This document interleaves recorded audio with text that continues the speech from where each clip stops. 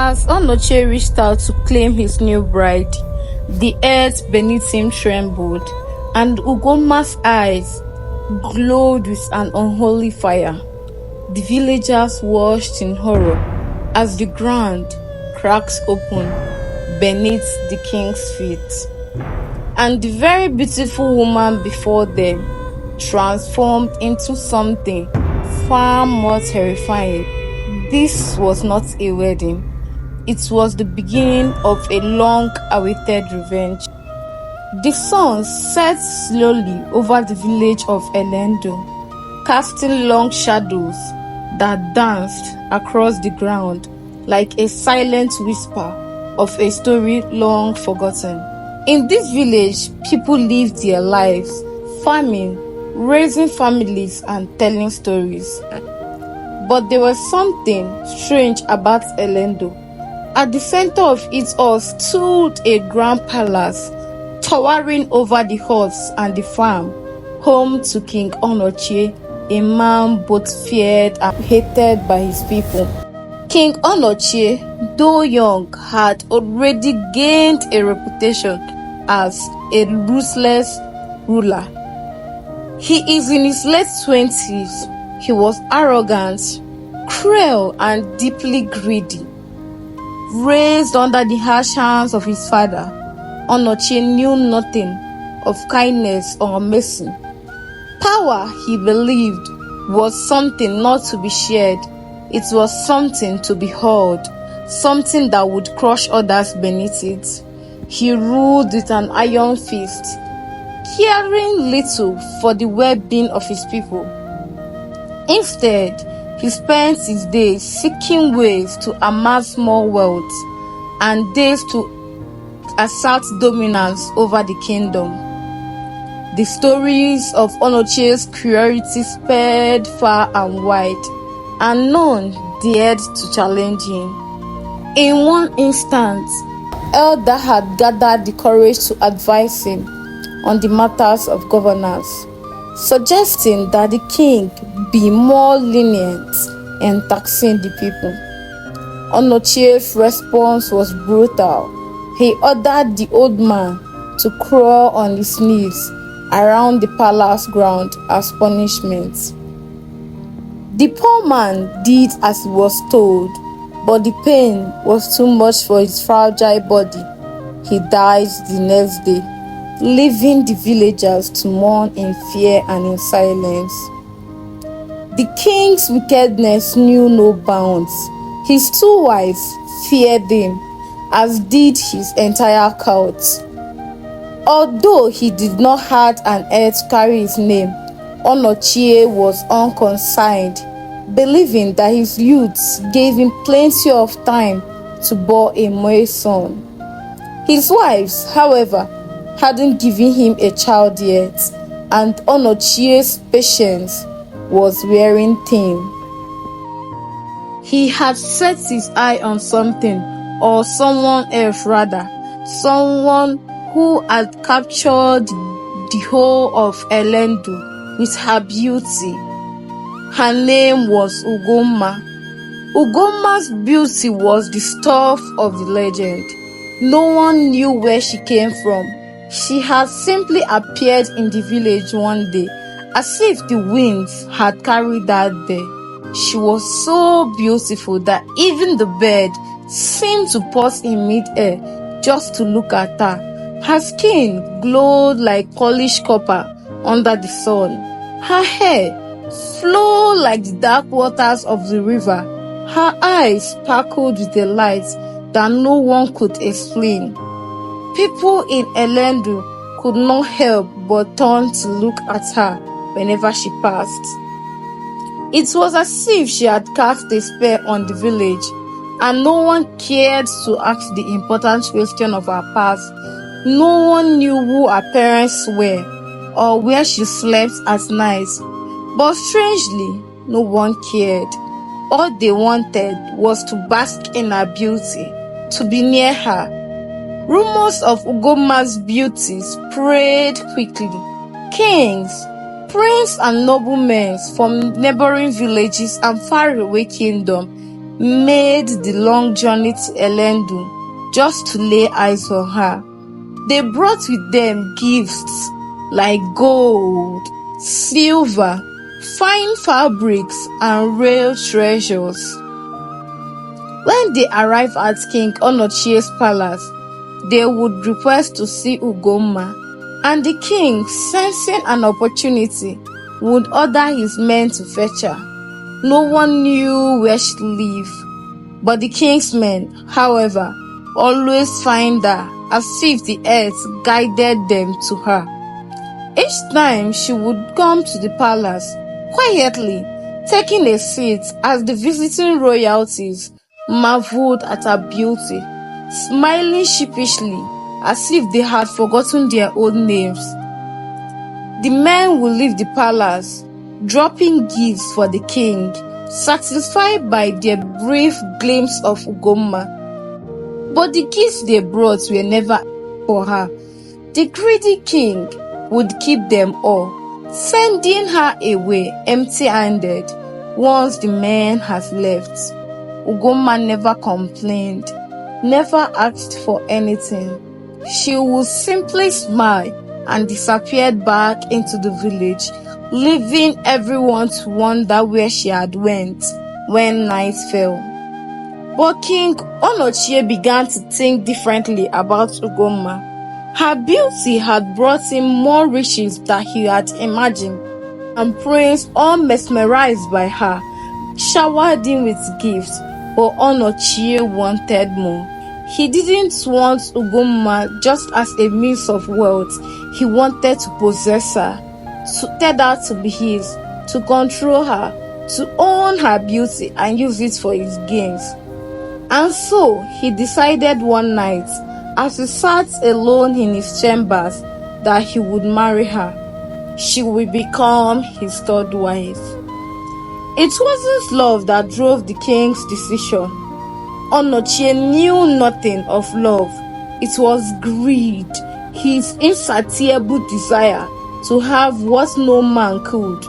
He knew that if he married Ugomma, her beauty belongs to him alone, and the wealth it will bring will be endless. He imagined the faces of other kings as they realized that the most beautiful woman in the land was his. This thought alone made him smile, a cold, greedy smile. But there was one thing King Onochie did not know. Ugomma was no ordinary girl. She wasn't human at all. She was a spirit on a mission, and that mission was revenge. For many years ago, long before Onochie was born, his grandfather, King Okolie, has ruled Elendu with the same cruelty and greed. King Okolie has taken what did not belong to him. He cared little for the people who served him. One of the maids in his palace was Ugomma. Back then, she had been a young girl, full of life and hope, but her beauty had caught the eyes of the king. He had taken her by force night after night. Despite her protest, the king would not let her go. She was nothing more than a tool for his pleasure. One day, Ugomma discovered that she was pregnant, but the child she carried did not belong to the king. She had fallen in love with a king's servant who worked in the palace, and together they had planned to escape and start a new life, far away from the king's cruelty. But King Okolie learned of their plan, and in a fit of rage, he had them captured. The king tied Ugomma and her lover to a stake in the village square, the very place where Onochie's wedding would one day take place, and others they will be born alive. The villagers watched in horror as the flames consumed them both. Unable to do anything, Ugomma's last thoughts were of the child she never gets to hold, the life she would never get to live. But as her body burned, She swore that she will return one day to exact her revenge on the king's bloodline. Now, many years later, the time had come. Ugomma's spirit has returned, and her beauty, that very thing that had been a curse, would now be her weapon. When she heard of King Onochie's plans to marry her, she smiled to herself. Her plans was already taking shape. The day of the grand wedding arrived. The village square was transformed into a colorful celebration with banners and flowers decorating every corner. A large platform has been built for this ceremony, where King Onochie would marry Ugomma in front of the entire village. Musicians played their instruments, filling the air with festive tunes. But there was an uneasy feeling that hung over the celebration. The villagers gathered in silence, their hearts heavy with sorrow for Ugomma, though they could not explain why. The women in the village whispered to each other, their faces full of worries. They knew what it meant for Ugomma to be claimed by King Onochie. They had seen what happened to his other wives. Women who once smiled and lived happily was now scared. The men stood quietly, their expressions grim, as they watched the preparation unfold. King Onochie arrived at the square, dressed in the finest robe of deep purples and gold, his crown gleaming under the bright sun. He walked to the platform with a proud smile, his chest swelling with confidence. Soon, Ugomma would be his, and with her beauty, he would have all the power he could ever want. That thought alone made him smile, a smile filled with greed. Then Ugomma appeared. She walked slowly through the crowd, her white gown flowing behind her like a river of light. Her beauty was even more radiant than before, and the villagers stared in awe as she approached the platform. But there was something different about her today.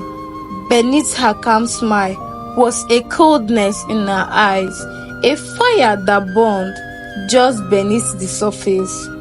As Ugomma reached the platform, the music stopped.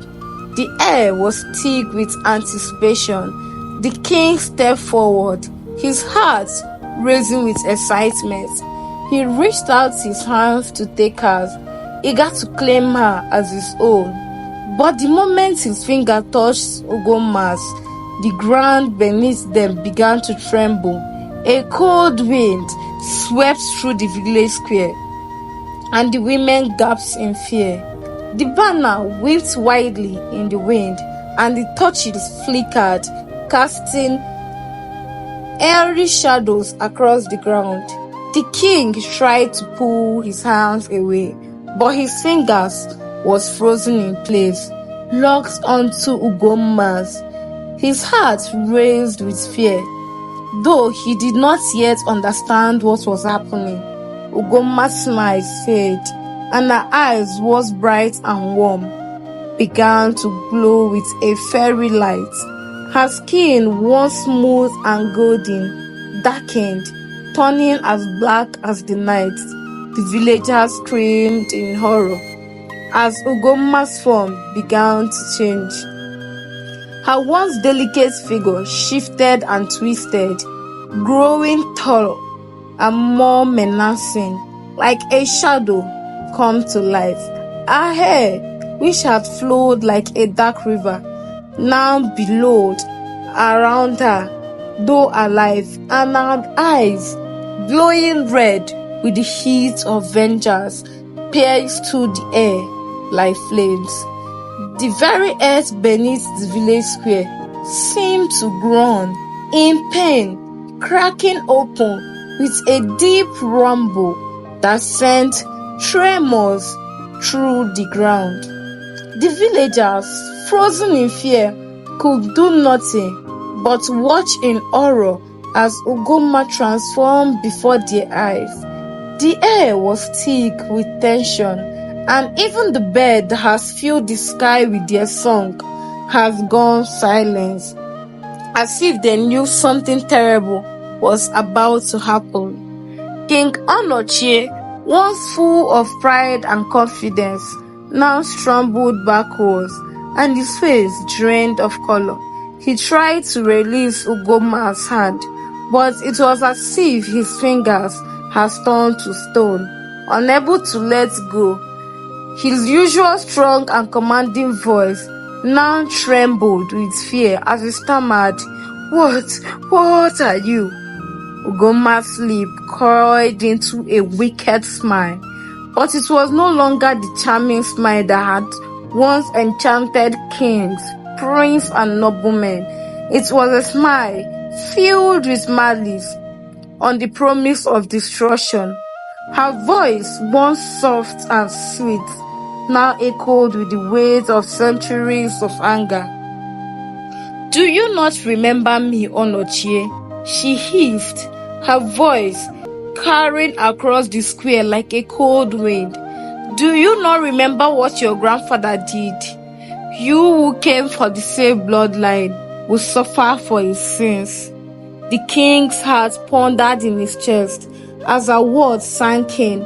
He remembered the stories his father had told him, stories of his grandfather's cruel reign. He remembered the whispers of the people, the rumor of a maid who had died in a fiery blaze. But surely they were just stories, old legends passed down to frighten children. They couldn't be real, could they? But as he looked into Ugomma's glowing eyes, he realized with a sickening dread that stories were true. She was no ordinary woman. She was the vengeful spirit of the maid his grandfather had burned alive, and she had come back to take revenge. King Onochie tried to step back, to flee from the terror standing before him, but his feet were rooted to the ground. His body was frozen in place, held captive by Ugomma's power. "No," he whispered, his voice trembling with fear. "It wasn't me. It was my grandfather. I had nothing to do with it."